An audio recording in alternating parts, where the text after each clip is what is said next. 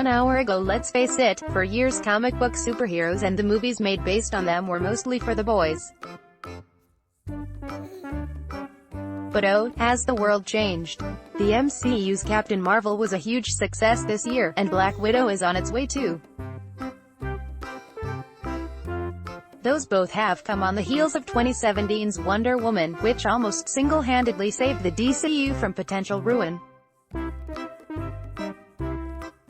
The female superheroes have arrived and they are here to stay.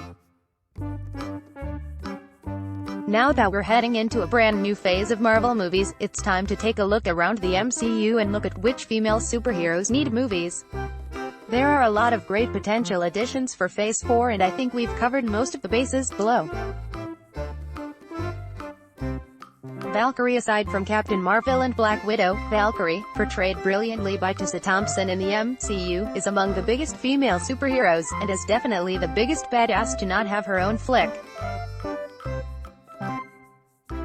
Valkyrie's backstory in the comics is more than enough to fill a movie, and Tessa Thompson's portrayal could carry a film easily. Valkyrie is an Asgardian warrior introduced in Thor: Ragnarok, and when we saw her earlier this year in Avengers: Endgame, she led her fellow Asgardians in their battle with Thanos. For her success in helping to defeat the powerful Thanos, Thor named her Queen of Asgard, allowing him to hitch a ride with the Guardians of the Galaxy in space. This is a fantastic jumping-off point and a great way to potentially keep telling the story of Asgard, but without relying on Thor or Loki. Jessica Jones. With Marvel's deal with Netflix ending and the Jessica Jones TV show coming to a conclusion in the most recent season, now is the right time for a Jessica Jones movie. Kristen Ritter's portrayal of the angry, cynical, heavy-drinking private investigator anti-hero with super strength and the ability to fly is awesome. It's ripped straight from the pages of the comics, and a lot of Netflix users would likely love to see more from her. Yes, I know about the crossover issues. The MCU hasn't done much with the classic Marvel anti-heroes, mostly because the two best, Wolverine and Deadpool, were part of the X-Men deal with Fox. Now that it looks like those characters will be integrated into the MCU, Jessica Jones would be a wonderful character to be given her own movie too, especially if it means we get to see her use her powers more often, which she avoids doing on the show. She also went to high school with Peter Parker in the comics, and even though that's not possible in the MCU given the age difference, perhaps these two could still meet each other. Spider-Woman. With the huge success of Spider-Man Into the Spider-Verse, now is the perfect time to bring Spider-Woman, or Spider-Gwen more specifically, into the proper MCEU. Her alter ego in Spider-Man Into the Spider-Verse is Gwen Stacy, who has been introduced in various Spider-Man movies before Tom Holland's version of Spidey made its way into the MCEU. With the multiverse being hinted at and rumored as part of Phase 4 and teased in the latest Spider-Man movie, Spider-Man: Far From Home. Could we have one of the Spider-People from another universe introduced? Could Gwen Stacy's Spider-Woman be the Spider-Person? She would be amazing.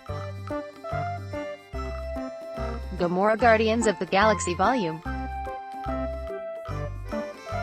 3 has had its fits and starts because of behind-the-scene issues that appear to have been worked out, with filming scheduled for next year. While Gamora's fate is uncertain, at the least, it's still a good guess that Star-Lord will find her at some point. In the comics, Gamora, played by Zoe Saldana in the MCU, is one of the most powerful warriors in Marvel.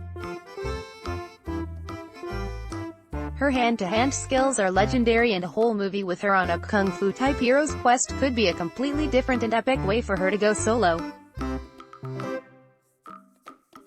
Zoe Saldana's growing list of impressive credits would also lend serious credibility to a standalone film for Gamora. Nakia and Okoye. Black Panther's Nakia and Okoye could form an incredibly powerful duo to do great things in expanding the Black Panther universe. There is no question the public loves the powerful Wakandans, and exploring that part of the universe with these two likable warriors as the heroes would be a fantastic way to do that. Another cool possibility could be to take more from Nakia, played Lupita Nyong'o, and her story in the comics, where she is the villain Malice. Okoye, played by Danai Gurira, one of Black Panther's most trusted guards, could face off against the now antagonistic Nakia in an epic battle of powerful Wakandans. There are too many possibilities not to explore them more.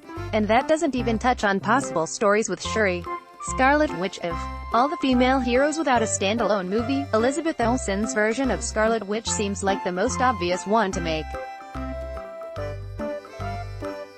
As an X-Men character now back within Marvel's control, but having already appeared in a number of MCU films, this is a no-brainer.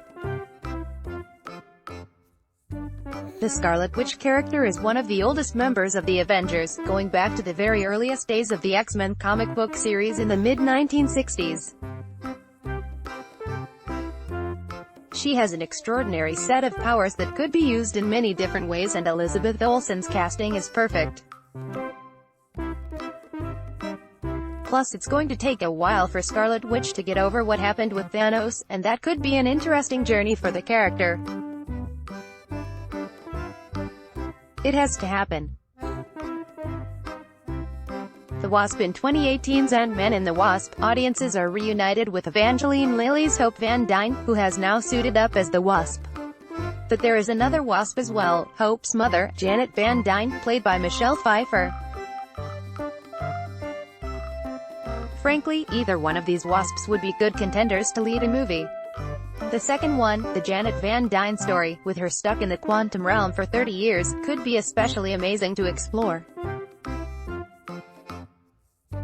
And, with all the talk of multiverses and alternate worlds, this could fit in perfectly with that idea.